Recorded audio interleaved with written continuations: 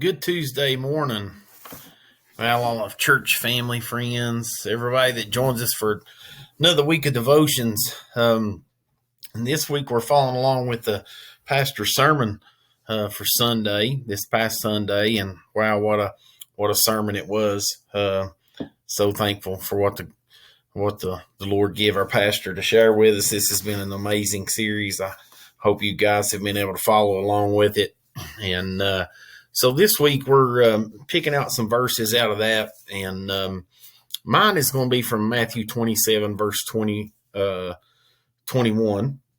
and it's going to be on casual choices is what we're going to talk a little bit about here today. I hope you got to watch the pastor's devotion for Monday. Man, it was awesome, and talking about God being our substitute. He told a story in there that really, I'd never heard that, and I thought it summed it up great, and talked about the hen protecting her chicks in a fire in a crop field, and I thought that was amazing. So I hope you get to see that. I'm going to share my screen here, and we'll get started on this. I want to talk about casual choices and seek His will. You see, I have that on the screen here. Seek His will in all you do. So I'm going to pull this scripture from Matthew 27, verse 21. And this is when the crowd had come. They brought Christ to Pilate, and they come and Pilate answered and said, I've got two people here, and I'll release one of them today. I'm going to let one of them go free. And he had Barabbas, who's this thief, this robber, this murderer, and he had him there. And so he comes out, and this is what he tells them. He stands in front of the people and says, "The governor answered and said unto them, Whether of the twain will ye that I release unto you? And they said Barabbas." I've got that highlighted. And if I hope you got to watch the sermon Sunday, the message Sunday. If not, I hope you were there with us to see. As we had some people in the crowd that stood up and said, "Give us Barabbas."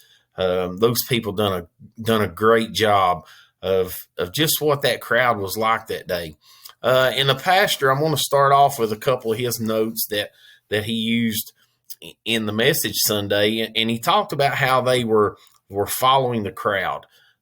He talked about how it was they made a decision that was it was no big deal. So what does a casual decision mean? So if you really look at the word casual, and it means a decision that's made or done without much thought of the outcome. They didn't have a lot of thought. They didn't put in a lot of thought of what the outcome would be, what the consequences would be of their decision. But they just made that decision because it was the easy one. It was right there in front of them, and it was the easy choice. And you see that the chief priest, and the verse before that, they persuaded the multitude, the elders and the chief priests. They persuaded them that they should pick Barabbas. And he used a great example Sunday of how he moved them, and won't get into that. But what about our casual decisions? That's what I want to focus on here today, to give you today to think on. What is it with our casual decisions? We make decisions because it's no big deal. We say, yeah, that's the easy way to go. And we make decisions every day of our lives. And so many times we make those without thought or regard of the outcome or consequences. And I read a thing earlier today that I thought was really great, and it hit home, and it said, a path of destruction. When you get to that place of destruction in your life and you look back, it was the outcome of a bunch of casual decisions. And I thought that was great. I heard another example that said, have you ever noticed when you're driving down the road, if you start looking off, if you lose focus of where you're at, and you start looking off the side of the road, when you look back up, you'll begin to drift it into that other lane in whatever direction you were looking. You'll pull the wheel. You'll pull yourself in that direction. And it's the same way with our lives. When we begin to make casual decision after casual decision, we begin to do that. What about the decisions that we don't give God? We don't give God our best sometimes. we give, you know what? A lot of times we give God whatever it fits. If it fits with what we want, then we answer and say, okay, I will. If it fits what we want. And a lot of times that is because we make casual decisions. The churches today, the churches across this nation, the churches across our areas, the churches today, a lot of people in leadership, a lot of ministers, deacons, worship leaders, Sunday school teachers, whatever that may be, children's church workers, teen leaders, they're making casual decisions of how it fits them best and not what's for God and what God intended. So I want to end with this scripture here. This is what the scripture tells us in Proverbs 3, verses 5 and 6. It says, trust in the Lord with all thine heart and lean not unto thine own understanding. Don't lean into your own understanding. And what he's saying there, when we make decisions, when we don't trust God with our decisions, when we don't seek God in prayer, when we don't seek God's face for the decisions that we make, and we lean unto our own understanding, we're going to fail. We are going to make the wrong choices.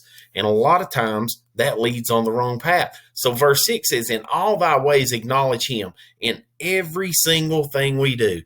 And I can't remember, the pastor talked about how many decisions we make. Maybe he used in a day or a year, and that number was way up there. You know, we all make decisions. And the majority of our decisions we make based on what's casual to us, what fits us best. But if we acknowledge him in each and everything we do, in each and every decision, it says, he shall direct thy paths.